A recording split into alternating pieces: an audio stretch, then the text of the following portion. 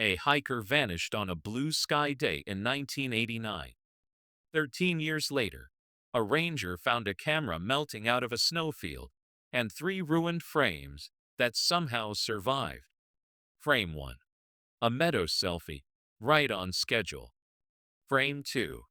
Two sets of boot prints, one with a chipped heel that wasn't hers. Frame 3. A reflection in a truck window, a ranch decal, and a bumper sticker the town had forgotten.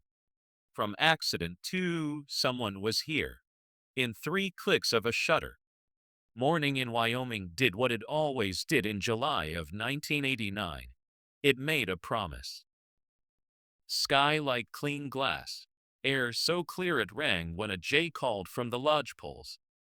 The mountains stood up without apology, a gray wall shouldering the horizon. To the west, the Wind River Range lifted its broken spires. To the north, the Bridger-Teton backcountry unrolled in folds of timber and talus, beautiful and absolutely indifferent. By 9, the trailhead was busy in that summer way. Anglers easing waders off tailgates, a family sorting granola bars into small hands, a ranger stapling a fresh fire advisory to the notice board. Dust hung low over the parking lot and settled again, soft as flour. In the middle row, a sun-faded sedan clicked as its engine cooled. Beside it, a young woman shouldered a pack with the quiet focus of someone who has done this before. She checked each strap with small, practiced tugs. Waist belt snug. Sternum strap center. The map, creased and familiar, slid into the top pocket. She ran a hand down each bootlace, double knots tight and tucked so they wouldn't catch. A silver whistle glinted on a short cord. She clicked her watch, a private ritual, and looked once at the ridgeline as if reading it. A couple from Iowa, tourists, bright shirts, smiles easy, asked if she wanted a picture before she went. She smiled back and said yes. One step back, poles crossed loosely, the mountains filling the frame. The shutter chirped. A small moment, ordinary and generous, stilled on film. Safe travels, the woman said. You too, the hiker answered, voice light, already turning back to the board. She signed the register in neat block letters. Route, loop through timberline meadows and a high pass. Nights, 2. Return, Sunday. Next of kin. A number written clearly, just in case. She capped the pen, held the page for a breath as though to press the ink into permanence, and closed the lid. On the edge of the lot, a brown and white trail marker pointed into the trees. First shade, then the cool of the understory, then the long climb. She set off at a pace meant to last, poles clicking lightly on packed earth. The family watched her go for a moment, the small, admiring silence people give to strangers who look like they belong in a place, and then turned back to their own day.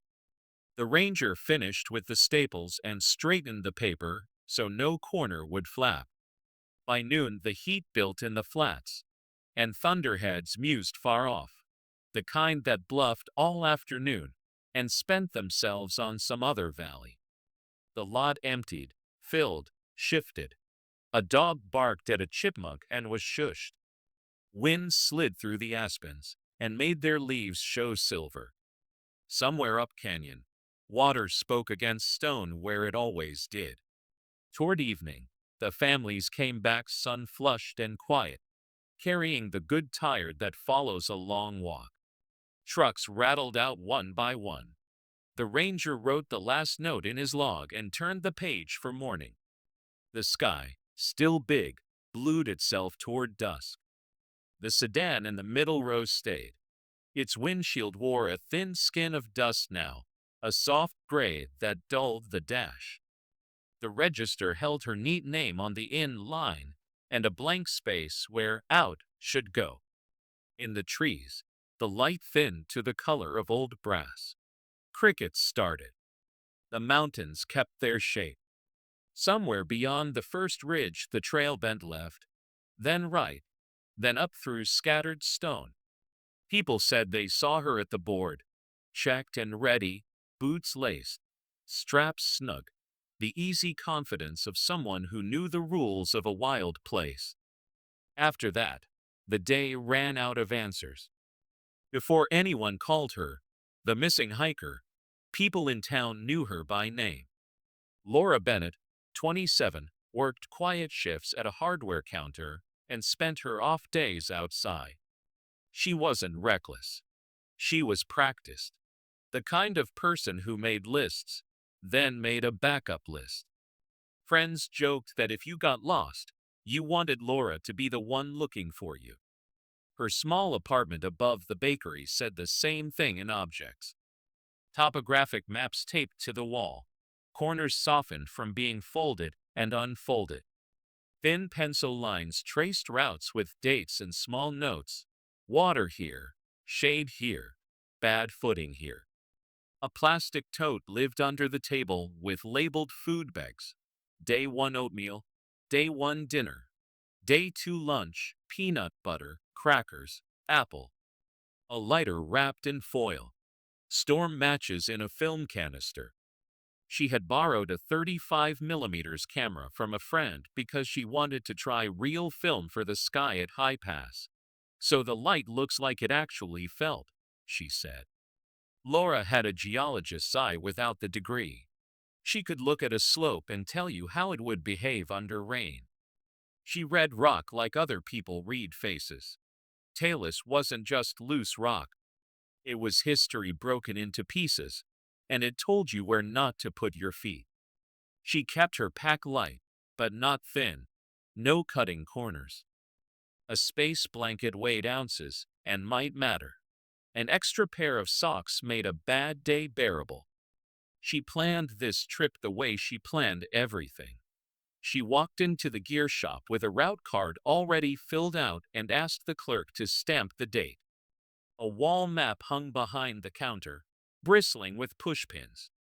The clerk, young, sunburned, friendly, ran a marker along her line, nodded at the sensible camps, and slid the card into a small wooden box where guides checked plans at the end of a shift. If you change nights, he said, leave a note under the map. She said she would. The day before she left, she called her mother from the kitchen, leaning against the counter with the receiver wedged under her ear. They talked about the heat and the bakery downstairs and how the river sounded this week. Laura listed her plan without being asked. Start at the trailhead after 9, camp at Timberline the first night, cross the pass if weather holds, home by Sunday evening. If the sky looks wrong, I turn back, she said. Her mother laughed softly. You always did have more sense than I did. That's your training, Laura said, smiling. They said I love you, the way families do when they know it and still want to say it out loud. At the trailhead the next morning, a passing couple offered to take her photo. She didn't pose much. Just a small step back, poles in one hand, chin lifted toward the ridge. The frame caught the shy pride of a person who had prepared well. She thanked them, adjusted the hip belt one more time, and signed the register with neat block letters that matched the ones on her map at home. Nothing about Laura that morning suggested risk. Boots double knotted, straps snug, whistle hanging where she could reach it without thinking. A steady pace. The kind that saves your legs for late afternoon. This is who she was. Careful, curious, conservative. Not the kind of person who disappears because she missed something obvious. Which is why, when the sedan stayed after sundown and the name in the box never moved to the out line, the silence felt wrong from the first minute it began. Dawn found the parking lot blue and cold, coffee steaming in paper cups, radios crackling awake. A folding table became a command post. Someone unrolled a topo the size of a door and pinned the corners with rocks. Grease pencils traced the loop Laura had filed, and the likely bailouts if weather soured. A ranger with a clipped voice, calm from practice, not from ease, read the first assignments. Hasty team up canyon to the timberline meadows.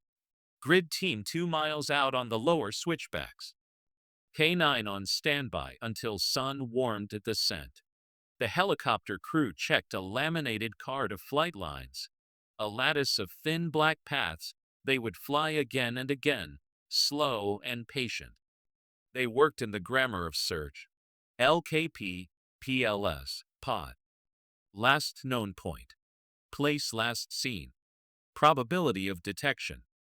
Each acronym turned worry into work. Each box on the map was something people could step into with boots and come out of with answers.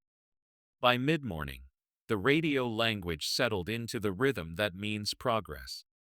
Hasty 1 to base, at mile 3.2, no sign, continuing. Grid 2 to base, negative on clothing, negative on gear, flagging blind spots. Air 1 lifting, commencing south to north pattern. The sun lifted too, turning frost to a dark wet that steamed off logs. Dog teams waited under a spruce for heat and scent to rise, handlers rubbing gloved hands, keeping the dogs quiet and bored until it mattered. Near noon, Hasty One's call tightened the air. Base, possible campsite. The voice gave coordinates in a steady run of numbers that turned Wild Hill into a place a finger could touch on a map. The meadow sat just under timberline where the last big trees broke into scattered crumb-holes and stone. A small dome tent nestled in a wind-sheared fold. Guy lines taut, stakes set cleanly. No sag. No panic. It looked like a photo from a gear catalog. Competence pitched in nylon. Inside, a sleeping pad unrolled, zipped bag fluffed to hold warmth, headlamp coiled on top like a snake asleep. On the ground sheet, a compact stove and pot, both cold. A day pack leaned against the vestibule wall, half open. In it, a soft bottle empty, a protein bar wrapper folded into a neat square sunscreen, a bandana. A printed route card matched the plan on file, circled notes in pencil where water ran even in low years. What wasn't there made more noise than what was? Her main pack, the one that carried food, bag, layers, was gone. So were the boots on her feet, which made sense. But the day pack, the small bag you grab for water, a camera, a wind shell, sat where she'd left it, waiting for a short walk that never happened. They documented before they touched. Wide photos, close photos, angles and distances on a yellow pad. A searcher pinched the stove's valve. The metal gave no warmth back. It hadn't been lit that morning. Another ducked behind the trees and craned toward the pass. Weather looked friendly for now, but thunderheads over the crest wrote a different script for afternoon. Base pushed the schedule. Dog team in. Air holds a wider loop. Grid expands along contour. K9 arrived with soft yips muffled by a handler's hand. The dog pressed its nose to the tent door, then the sleeping bag, then the day pack. It paced a short, anxious figure 8 until the handler gave the release. It pulled hard toward the edge of the clearing, then checked itself, circling once to be certain. The handler clipped a line. "We'll work downwind first," she said, mostly to the notebook. The team fanned to give them space. Before they moved, Hasty One called in the inventory for the record. Tent, pad, sleeping bag, headlamp, stove cold, day pack present with water bottle empty, wrapper, sunscreen. No food cache visible. No bear hang. He hesitated and added what everybody was already thinking. Main pack absent. The helicopter thudded past low and banked. On the radio, Base asked for a time hack and got one. Storm cells were building a bruise along the ridge. They had hours, not a day. A searcher stood at the vestibule and looked from the tidy interior to the small pack resting there, strap curled like a question mark. He said it quietly, to no one in particular, so it wouldn't sound like drama. No one leaves for a quick walk with 60 pounds and leaves this behind. The dog took the scent like a pulled thread and went uphill, away from the trail and the scents any hiker would have trusted. The handler let lines slip through her glove, counting under her breath, eyes on the dog's ears. The ground changed quickly, pine duff to angled rock, then a slope of broken talus that shifted with each step. Willow thickets crowded the drainage, their thin whips catching at pack straps and sleeves. The dog pressed on, nose low, tail flat, the kind of focus that means the story is close. They climbed into a pocket of wind-stunted spruce and lichen-slick stone. The handler called for quiet and let the line pay out to its last mark. The dog checked left, then right, nose cutting the air, drew a tight circle, and sat. No whine, no pull, just a sit that said the thread ran out here. The handler wrote the coordinates, then gave the dog a scratch between the shoulders. Termination, she said into the radio, voice careful. The team spread to read the hill. Nothing obvious. No torn fabric. No skid of loose scree. No sudden chute where a body might roll out of sight. Just the normal mess of mountain ground. Rocks of a dozen sizes. Willow stems broken the way storms break them. Small shelves of dirt held by roots. A searcher took photos from knee height to catch the way the slope looked to a person moving fast and low. Another pressed his palm to a flat rock and felt only the cold of stone that never sees the sun. They tried to push the scent higher, then sideways. The dog's answers were the same, circles and a sit. The handler explained in a tone that smoothed the sting. Scent moves with air and heat. It climbs, it pulls, it hides. But this is a hard stop. She pointed to the way the terrain pinched into a teethy run of rock and brush. If she came this way, she didn't walk out. By mid-afternoon, the sky was writing its own decision. The bruised line over the divide swelled, anvil tops smearing east. Thunder walked closer in long, patient steps. The helicopter called from the next basin. Lightning at 12 miles, then 9. Base ran the math none of them wanted and called a stand down. Teams were directed to safe ground, dogs loaded into crates that smelled like wet wool and patience. The first hard drops hit the rocks like thrown gravel. Then the full weight of the storm fell. Rain flattened every story the ground was trying to tell. Dust turned to paste. Fine tracks in the duff dissolved into dark. The slick willow stems bent and sprang back, erasing whatever hand or boot had moved them. The creek lifted its voice until it was the only voice, roaring through the choke of brush and stone. Lightning stitched bright seams into the clouds, and the radio net went quiet except for safety checks and routes to shelter. When storms move over a range like that, time stretches and then snaps. 36 hours later, the weather let go. Crews returned to find a new surface, cleaned, reset, indifferent. They worked the numbers down to single percentages and still walked every box on the map. 10 days became a line on a report. The command post shrank. The topo on the table lost its stones at the corners and was rolled into a tube. The phrase arrived that always feels like a closing door. Limited continuous patrol. The lot emptied of volunteers, and the big coffee urn stopped its slow steam. A ranger stacked signs in the back of a truck, the staples bent like fishhooks. Across town, a father widened his own map with tape and a ruler and a pencil that never seemed to dull. Weekends turned into a ritual of early starts and late ends. his boots learning the language of every spur and draw. Officially, the search stepped back. Unofficially, it grew new legs. The line where the dog sat, in a notch of stone and willow with no place to go, stayed marked in the handler's head.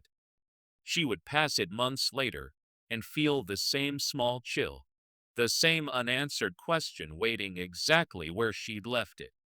The years didn't pass so much as they settled. Posters on the bulletin board at the visitor center faded from urgent yellow to a tired cream. The photo of Laura, pack on, chin lifted toward the ridge, curled at the corners until a ranger smoothed it flat with the back of his hand. New seasons learned her name and carried it for a while, then set it down. In winter, the mountains wore silence like a rule. In summer, the trailhead filled again with families and anglers, the way it always did. Rumors did what rumors do. A couple in a diner swore they'd seen a woman who looked like her inlander, working the breakfast rush. A hunter told a friend who told a deputy about a boot print in a high basin that didn't match his own. Someone on a message board in the late 90s posted long theories about a hidden cave system and a map with red X's. Someone else counted with weather charts and common sense. The thread ran for weeks, then sank under newer, louder threads. The phone at the ranger district rang sometimes with the tremble of hope. Most calls turned into a pin on a wall map that meant nothing by the end of the month. One spring, an angler working a bend of cold, fast water downstream from the loop found a strap snagged on a root wad. Nylon, sun-faded, the kind of webbing that hangs off a backpack like a loose sentence. He cleaned it, brought it in, set it on the counter like an offering. For a few days the air brightened, maybe, finally. But the buckle was a style sold by the thousands. No initials burned into the webbing. The fabric told no story a lab could stand behind. It went into a clear bag with a number and joined other maybes on a metal shelf. Her father kept to his own math. Fridays after work, he'd lay a big topo on the kitchen table and tape new edges on to make it wider. He drew neat boxes with a ruler and wrote dates in the margins. Saturday before dawn, the truck heater blew on his boots while coffee cooled in a dented thermos. He moved slow enough to notice small things. A piece of enamel from a mug half buried in duff. A blue thread on a thorn. A faint depression where a tent might have been long ago, or might have been nothing at all. He learned every spur road's habit in mud, and every creek's voice at different heights. Rangers got used to his nod at the trailhead, and the way he packed out other people's trash without complaint. He didn't make speeches. He made grids. In town, the story cooled into cautionary folklore. New clerks at the gear shop heard it in the first week. Smart hiker, careful, still gone. Tell folks to file a plan. Guides mentioned her the way you mention weather, with respect and a glance at the sky. The dog handlers still thought about that sit in the rocks whenever she passed the willow notch. The helicopter pilot kept an eye on shadow lines in that basin longer than he needed to, just in case light chose to tell him something. Then the odd summer arrived. 2002 came up dry and stayed that way. Low snow, high melt, creeks running clear before they should. Rock that spent most years hidden under old ice lay open and gritty. High meadows browned early and bighorn ewes moved sooner than the biologists expected. Rangers shifted patrols to different timings, different routes. A veteran climbed to a cirque he hadn't checked in seasons and found the snowfield, there shaved thin as a thumbnail. In the runout where meltwater braided through moraine, something not stone winked once and slid deeper when the sun warmed it. He marked the spot with a cairn and came back the next morning with a small trowel and a bag he hoped he wouldn't need. The mountain air held that metallic scent it gets before a change. Somewhere down valley a jay scolded, far too loud in all that open. It isn't that the mountains finally decided to answer. It's that a dry ear moved the page, and a careful eye knew how to read what was suddenly written there. By midsummer of 2002, the snowpack had given up early. A dry winter, a hot spring, a melt that came fast and stayed gone. The high country patrols shifted with it, routes moved up a month, surveys reordered. The ranger who drew the cirque above timberline had been doing these checks for years. He knew where the drifts liked to linger and where bighorn ewes hid their lambs when the wind turned me. He moved the way people move when the ground has taught them manners. Steady, quiet, no sudden choices. The morning started with a sky the color of hard steel. He noted lambing sign in a notebook with small, neat lines, glassed the ridges with his binoculars, and turned toward a shallow bowl where a snowfield usually held on stubbornly until August. Not this year. The slab had thinned to a pale skin, edges scalloped back to show the dark, coarse moraine beneath. Meltwater rilled through the grit in a fan of small, bright threads. He stepped where the ground would hold and let his eyes do the slow work. In runoff like this, the mountain sets its own sorting line. Heavy things drop first. Light things drift farther. Trash gathers where the water slows. He scanned for what did not belong. Straight edges in a world of round ones. A glint that wasn't mica. A color that wasn't plant. A jay scolded from the crumholes, indecently loud in all that open. The first glimpse was nothing more than a thread of leather showing in the fantail of grit. He crouched and brushed with 2 fingers. The leather looped back to metal. He cleared a palm-sized patch and saw knurling, the crosshatch on a dial, then a rectangle of black knot stone. He didn't tug. He took his time. He slid a small trowel from his pack and carved around the edges the way you free a half-buried tin from a garden. The moraine had gripped it tight, a slow concrete of sand and melt. When the thing came loose, it did it all at once, a small surrender into his hands. He cradled it without thinking, and then forced himself to stop, to breathe, to notice what he was holding. A 35mm camera, film era black, abraded on the corners from years of knock and carry. The leather strap that had caught his eye was worn and cracked, but still threaded through the lugs. Grit filled the seams where the back met the body. The lens cap was long gone. Across the top plate, the shutter speed wheel sat between clicks, a small indecision frozen in place. In the sediment where it had lain, the shape it left was clean, as if the mountain had been saving the outline for him. Beside the hollow, just under a woven mat of willow roots, another small cylinder winked faintly. He eased it free. A film canister, plastic, opaque gray, lid still on. He held it to the light and saw the faintest shadow of a roll inside, a darker coil sleeping in its shell. He could smell the mineral damp of meltwater and the old, dull scent that film carries even through plastic, vinegar and dust and time. He didn't open anything. He slid both pieces into separate evidence bags he kept for days exactly like this and wrote the coordinates, the time, the weather, the small facts that make a chain hold when you test it. He took photos of the find site with the cheap digital camera the district issued, and a pencil sketch in his notebook that showed the snow edge, the melt channels, the cairn he'd stacked before he left. The radio on his shoulder hissed once, caught a scrap of wind, and then cleared. He pressed the transmit button with a knuckle so he wouldn't smudge the bags. Base, this is Hale at the Upper Cirque.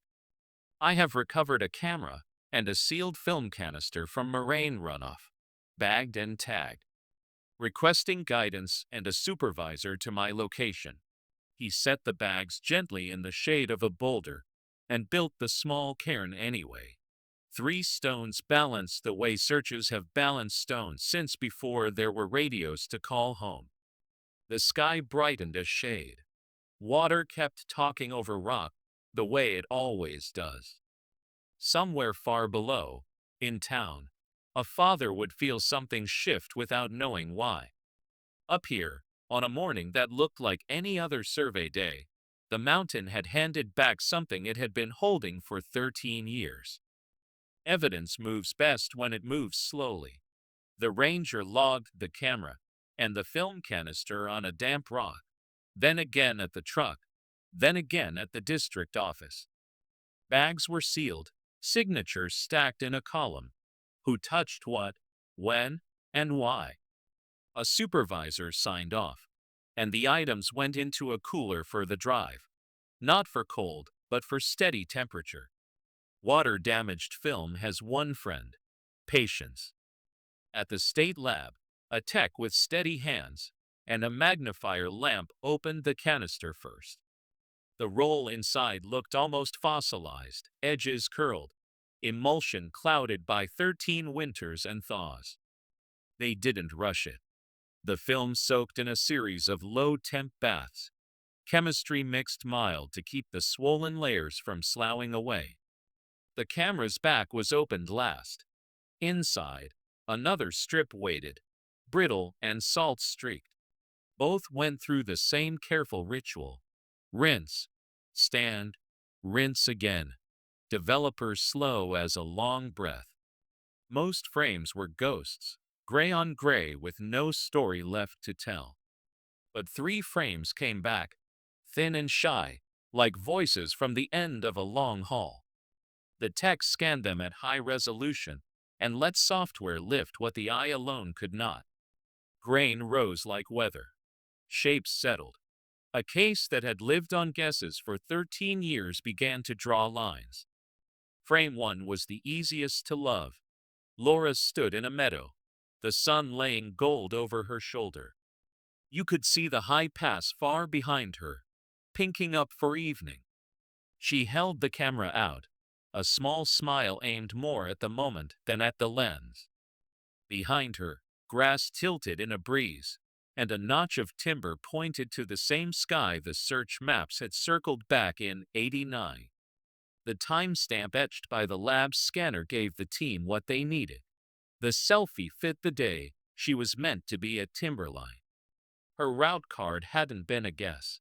The plan, at least until then, had held. Frame 2 took more work. At first it looked like a mistake, dark shapes, a slant of ground, a blur. The tech rotated it and pushed the contrast. The angle sharpened into a patch of earth near camp. Damp duff, a scrap of willow leaf, and boot prints overlapping.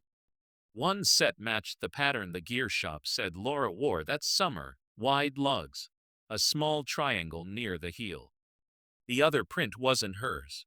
The lugs were tighter, the heel block squared off, a resoling pattern more like work boots than hikers. And there was something odd, a missing corner on the heel, as if a chip had broken and never been replaced. The lab marked it with a red dot on the screen. It wasn't proof of anything alone, but it wasn't the mountains either. It was a person. Frame 3 asked for time, and finally answered with a jolt. The image was all reflection at first, dark, glossy, the camera and a sliver of sleeve doubled in a shine. The tech flipped the scan, then lifted midtones until letters formed backwards across a curve of glass. Not a mirror. A window. A truck side glass at an angle. The sort that catches you when you raise a camera and don't mean to see yourself. Along the edge of that glass, half a decal clung, an oval ranch brand with only the last letters readable. Below it, a sun-faded bumper sticker ghosted through, bold block type, a local feed and supply promo that a deputy remembered from a run of late '80s county fair booths. The lab printed stills. Investigators pinned them under clear plastic next to the old topo. Meadows selfie. Confirms timeline. Boot prints. Mixed. one not hers. Truck window, a partial brand, and a sticker that didn't hike itself into the backcountry.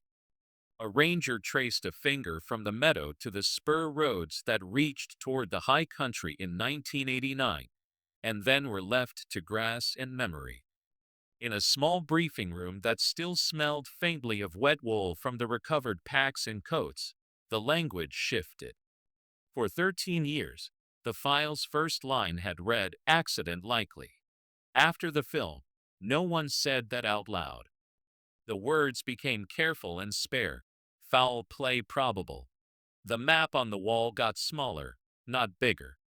People stopped talking about weather and started talking about trucks, decals, and where a bumper sticker like that came from. The case, quiet for so long, turned its face toward town.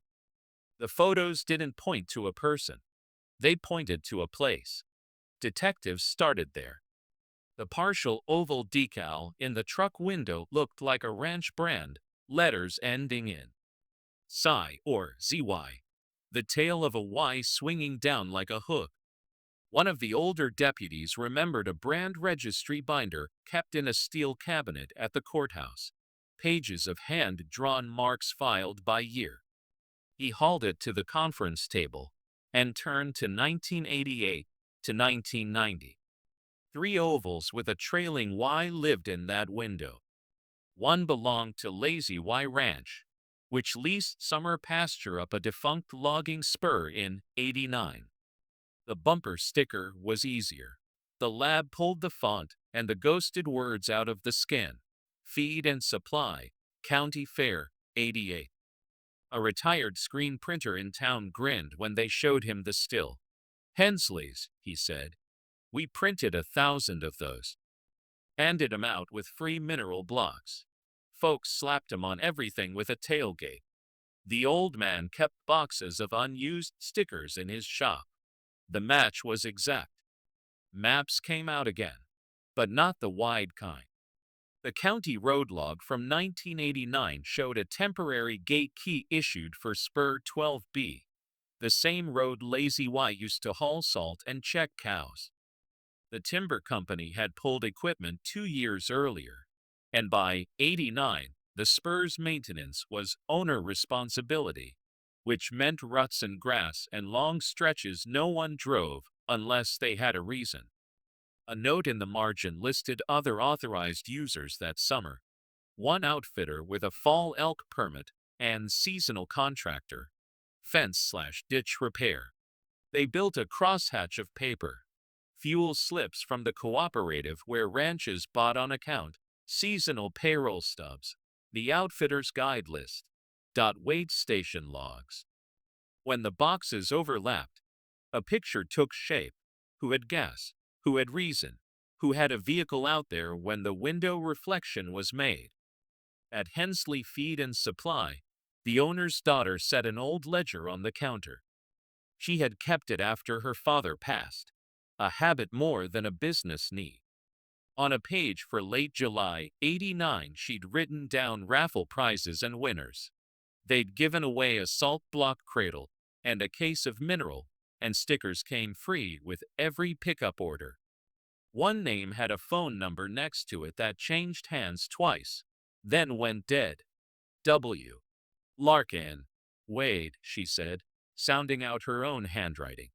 Seasonal help for Lazy Y that year. Kind of a drifter. Paid cash. Slept in his truck some weekends. The ranch records were lean, but not empty. A box of carbon copy pay stubs turned brittle in the sun when they carried it outside to flip through. There he was again, W. Larkin. Paid for fence stretch and a few ditch days. Paycheck endorsed over to cash in a hurried hand. The foreman, tracked down in Arizona, remembered more than he thought he would. "Square body Chevy," he said over the phone. "Red with a mismatched passenger door." He put a new window in after a limb took the old one out up on 12B, late July. Wore logger boots to save money. Mean tread, hard heels. He didn't walk like a cowhand. A body shop invoice from 29 July 1989 surfaced in a banker's box at the tax office, stamped paid with cash. Make and model matched. Passenger side glass replaced. On the invoice margin, someone had doodled the lazy Y oval, habit or boredom. It was enough to move the pin again on the board. DMV pulled the vehicle record. An 80s Chevy registered 3 owners back, then lapsed. The plate number was long retired, but a salvage yard 2 counties over remembered the truck. They faxed a photocopy of the intake card, and the grainy image showed the tailgate with a ghost of a rectangle where a sticker had baked under sun for years, then peeled.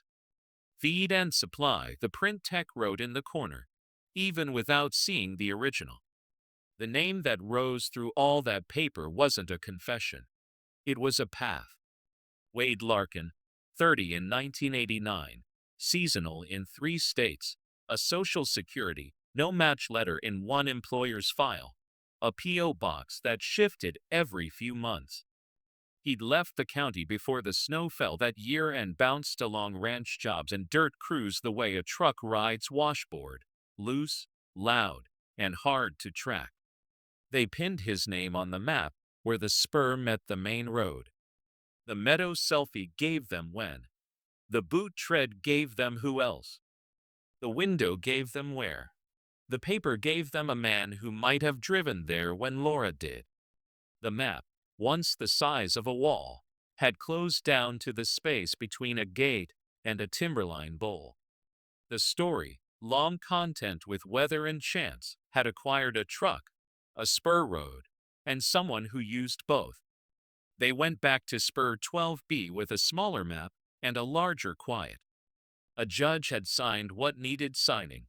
The ranch gave written permission for access along the old road. 2 sheriff's units idled at the gate, lights off. While the team loaded out, searches in muted layers, 2 cadaver dogs stepping soft. A forensic anthropologist with a field kit that clinked faintly when she moved.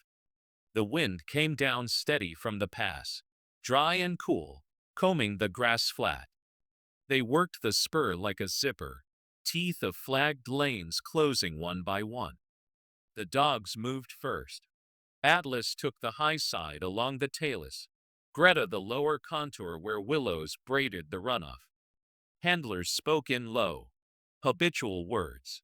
Easy, search, good. Radios stayed mostly quiet. The only constant sound was stone clicking under boots, and the small bell on Atlas's collar, a soft punctuation that said he was still working. Half a mile up, the spur blurred into 2 ruts, and then into suggestion.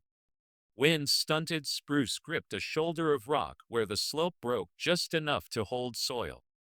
Atlas paused there. He lifted his nose, turned into the breeze, and cut a tight figure 8. Then he sat, head angled toward the ground, tail still. Final indication. Greta came in from below, and, without seeing him, gave the same answer, a small, serious sit. 2 independent calls in the same pocket of hill. They locked the scene down by habit and by respect. Outer tape went up wide so no one would trample what they hadn't noticed yet. The anthropologist crouched at the edge of the spruce strip line and traced the ground with her eyes before she ever touched it. The surface looked ordinary at first. Needles, cone scales, chips of granite, a scatter of big game pellets that said elk had used the windbreak in winter. But there were small disagreements in the pattern. A shallow, unnatural depression. Rock that didn't match the stones around it. A stain in soil darker than shade alone. They started with what the mountain offered back most easily. A thin watchband lay half-tucked under duff, its clasp dulled but intact. A blue enamel mug with a chipped rim sat wedged between 2 stones as if set down and forgotten, except nothing here had been forgotten. A few scraps of sun-faded fabric, synthetic, once bright, were lifted with tweezers and slid into paper envelopes. Each find earned a number, a note, a photograph, a place in the record that would follow it all the way to a courtroom if it had to. When they opened the ground, they did it with trowels, not shovels. Small triangles of earth went onto screens and were shaken down to their smallest honest pieces. Bit by bit the shape beneath resolved into what they had expected and dreaded. The team went quiet in the way teams do at that moment. No commentary. Only the practiced language of measurement, orientation, documentation. Remains were recovered with the care owed to a person and to the people who had been waiting for her. Back in town, the lab work was steady, not sensational. Non-graphic, non-negotiable facts took shape. Radiograph showed a fracture on the skull with edges that told a story of a concentrated, heavy impact, patterned, not the diffuse cracking common in long tumbles. Rib injuries grouped on one side argued for a single, forceful event rather than a cartwheeling fall down open tailless. There was no gravel embedded in the bone, the way there often is when rock writes its signature. Soil chemistry from the spruce pocket matched what clung to the enamel mug and to fibers from the recovered fabric. None of it screamed. All of it agreed. The report did not guess. It used careful words. Findings inconsistent with accidental descent. Findings consistent with blunt force trauma in a localized event. The conclusion was spare. Manner of death, homicide. At the trailhead, a ranger folded the outer tape into a neat roll and slid it back into a pouch. On the spur, the flags fluttered a little and then lay still. The map in the briefing room had no reason to be large anymore. Between a gate and a windbreak of spruce, the ground had finally told the truth it had been holding. The file that had once started with weather now started with a name. They brought Wade Larkin in on a Wednesday when wind pushed dust along the courthouse steps and made the flag chatter. He sat across from two detectives in a room with pale paint and a clock that ticked too loudly.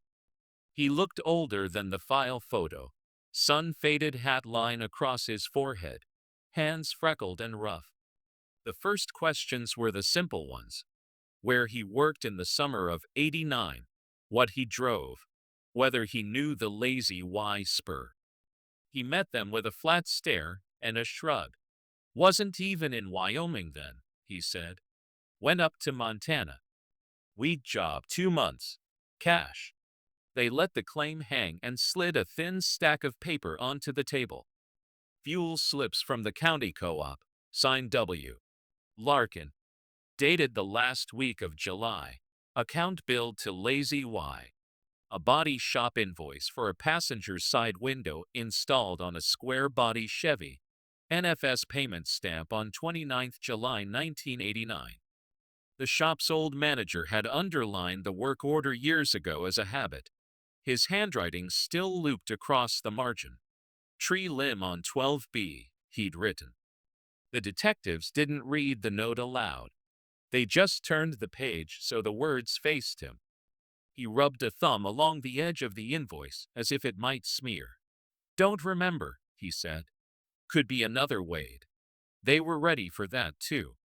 A surviving coworker took their call from a porch in Arizona. He was there, the man said, voice thin over the line. Logger boots always. He joked about the heel chip, said it made him walk with swagger. He remembered the red Chevy with the mismatched door and the Lazy Y decal peeling on the window. He got the glass fixed after he knocked it out on the spur. End of July. We all gave him grief. In the lab, newer instruments had given old evidence a second life. The strap an angler pulled from a root wad years ago, the one that once meant nothing, went back under a microscope. What looked like ordinary scuff resolved into a stack of paint that did not belong to brush or rock. Base primer. A layer of Chevrolet red. A stray fog of aftermarket primer the body shop used that season. And a top film contaminated with silica from the kind of glass used inside windows. It was paint transfer. not stain, and it read like rings in a tree. The tech matched the chemistry to two anchors, a salvaged door the shop still kept for practice, and a scrap from the junked bed of a square-body Chevy that had passed through a county yard in the 90s. The profile clicked into place, factory, then fix. The strap's smear couldn't name a truck by itself, but it could say which kind, which era, and which repair. The bumper sticker completed the small circle. Hensley Feed and Supplies print files showed the exact layout and ink batch for County Fair '88. Photographs from the ranch that summer, someone's disposable camera at a branding, caught the tail end of Larkin's tailgate with the sticker half there, half lifting at a corner. When the truck hit the salvage yard years later, the intake photo showed a ghost rectangle where Sun had baked the sticker's shadow into paint. They didn't ask him for a confession he wouldn't give. They kept to what holds. The gate key log that placed him on the spur the week Laura's selfie fixed her at Timberline. The coworker's memory of a heel chip like a signature. The paint transfer layered into nylon. The window invoice with the date that wouldn't move. Phone records had nothing to offer. He'd lived cash to cash, box to box. But the paper didn't need his story to stand. It had one of its own. When they told him the manner of death, they used careful words and let the silence after do what it does. He looked at the tabletop and said he didn't know her and didn't remember any of it. The detectives wrote his answer down exactly as he said it. Outside, the wind eased. Inside, the file that had started with weather had grown a spine. He left the room without admitting anything, the door closing softly behind him. In the hall, a deputy slid the folder across to the county attorney, who weighed pages the way people weigh a tool before they use it. He didn't confess. He didn't need to. The circle had closed enough to hold. They asked the family to come to the station at dusk, when the building was quieter and the hallways didn't echo. A small conference room had been set for them. Tissues, water, a box of peppermint tea. No one opened. The detectives waited with folders closed, not to hide anything, but to show there would be no rush. When Laura's parents sat down, the lead detective spoke first, his voice the kind people use in chapels and hospital corridors. He told them what they already knew in their bones, and then added the parts no one could have guessed without the mounting giving something back. He described the finding of the camera and the film canister, the careful way the lab nursed 3 frames into view, and the map that became smaller because of it. He said the word homicide once, clearly, and didn't repeat it. When her mother flinched, he paused and waited. When her father nodded, he let the nod finish before he went on. He did not describe injuries.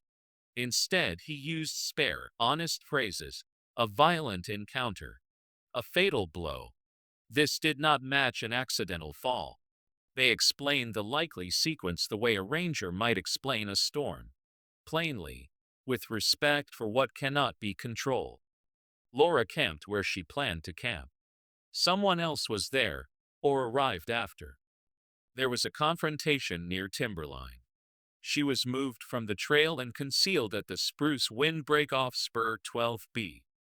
Time and weather closed over the ground, and the years did the rest. He said that last line softly, not as an excuse, but as the fact it had always been. They showed the plain things that hold up in court, not the dramatic ones people see on television. The gate key log. The body shop invoice with the date that would not move. The heel chip a coworker remembered. The paint transfer in the strap that matched a repaired truck. The bumper sticker shadow that outlived the sticker. They didn't read the whole stack. They put the small anchors in the right places and left space for silence to do its work. Her mother folded a tissue into smaller squares until her hands had something careful to do. Her father asked only one question. "Are you sure?" The detective answered the way you answer a question like that, by laying each piece on the table and letting the picture make itself. "We are," he said, "and we will keep being sure, even if someone else tries not to be." The county attorney joined them and spoke about filings. The charges would be formal and specific. The language would be sober. He explained the paths cases can take: trial, plea, and promised they would not be surprised by a decision made without them in the room. Months later, when the papers turned into a court date, the outcome came the way winter comes in the high country: slow in the air, and then all at once. Whether by plea or by verdict, the judgment was entered. A sentence ensured the man who had used that road would leave it only in memory. Justice does not fix a thing like this, but it can set a boundary around it. Before they left, the detective thanked them for the way they had carried the years, without spectacle, with stubborn love. He asked if they wanted to know the name of the ranger who found the camera. They did. He told them, and they wrote it down, not because they would forget, but because writing is how people make a moment stay where it belongs. Later, on their porch, Laura's father took the grid maps he had drawn for 13 seasons and rolled them tight. He didn't throw them away. He tied them with twine and set them carefully on a shelf. In his mind, the hinge of the whole story remained small: a dry year, a patient eye, a decision to climb one more slope and look twice at the color of grit in meltwater. The mountains had not decided to be kind, exactly. But someone had been careful enough that when they finally returned something, there were hands ready to receive it. There is a kind of quiet that comes after the loudest kind of news. It doesn't heal. It makes room. In that room, names go back to being names, and a daughter goes back to being a person with a laugh and a list on the fridge and a camera she meant to use again. The file would keep living in drawers and on shelves. The story would keep living in the people who had carried it. And the trail, at last, had an end that could be walked to, spoken of, and left with flowers. They held the service at the overlook above the valley where the wind always has something to say. A ranger set a small lectern near the railing and stepped back. People arrived quietly: neighbors, searches, a clerk from the gear shop who'd stamped her route card all those years ago. 2 dog handlers stood together with leashes coiled in their hands, out of habit more than need. The mountains were clear and ordinary, as if they didn't know what day it was. Laura's father carried a tube made from butcher paper and tape. Inside were the grid maps that had lived on their kitchen table for 13 seasons, penciled squares and dates in the margins, notes in tiny letters where he'd wanted to remember a thing for later. He set the tube on the lectern and untied the string. One by one, he slid the maps out, looked at each, then rolled it tight again. Not to discard, not to forget, just to fold the work back into itself. When he was done, he rested both palms on the paper as if closing a book. The pastor spoke a few simple sentences. The ranger who'd found the camera said just one: "That care is a kind of luck you make for other people." The county attorney stood off to the side, hat in hand. No speeches. The wind did most of the talking. Her mother placed a small jar of wildflowers on the rail: paintbrush, lupin, a stubborn stem of yarrow, and pressed her fingers to the glass, the way you press a picture into a frame to make it stay. A friend read 2 lines from a letter Laura had written home from an earlier trip: how the air smelled cold, even when the sun felt warm. How the light at pass isn't something you own. It's something you visit. No one mentioned the hard words. They didn't need to.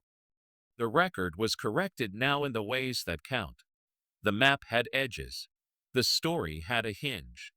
The place where the trail ended had a name you could point to. Between a gate and a windbreak of spruce, the ground had finally said what it knew. What the mountains kept. They had returned, partly late, but returned. After the small clatter of folding chairs and soft goodbyes, her father stayed. He tucked the tube of maps under one arm and took the path along the fence line. The morning was cooling toward noon. Magpies crossed the cut of air in twos and threes. On a flat of stone he laid one map out again, just for himself, and smoothed the crease with the back of his hand. "Thank you," he said to no one and to everyone, then rolled it tight one last time. If you're hearing this at your kitchen table, or on a late bus, or in the blue light of a phone, you're part of the way stories like this travel. If careful, calm storytelling matters to you, subscribe, and tell us where you're watching from. It helps other people find their way to the quieter corners of the internet, where names are spoken gently and the facts get to stand. The camera fades to the ridge at first light. Sun threads the fir tops. Shadow slides down the talus like a tide, leaving the rock bright and plain. A hawk lifts against the morning and is gone, a small angle in a big sky. The range does what it always does. It keeps its shape. Below it, a file that once began with weather now begins with a person, and a date, and the truth about what happened. A long uncertainty has an end. The wind rises once more and lays down. The overlook empties. The mountains remain.